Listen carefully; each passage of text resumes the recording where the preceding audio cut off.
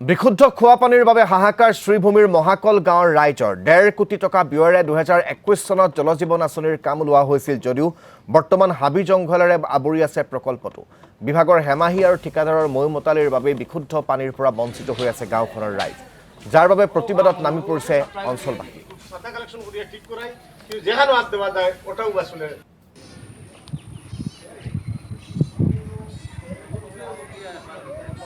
মই শ্ৰীভূমি জিলাৰ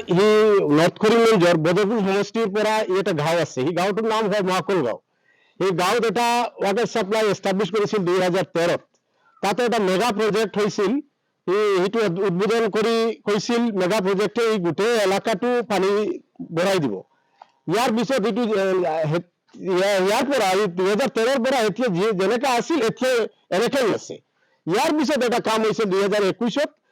প্ৰায় 1.5 কোটি টকা লগাই কিনি কামটো কৰিছিল এই কামটো কৰাৰ পিছত যে টেংকিটো দিছে এই টেংকিটোৰ পৰা পানী এতিয়া মানে ওলাইছে মানে টেংকিটো ডেমেজ হৈ গ'ল আৰু কিবা মেচিনটোৰ পৰা পানীটো ওলোৱা নাই আৰু ইয়াৰ ওপৰত এটা টেংকি দি দিছে এই টেংকিটো কিবা লিক হৈছে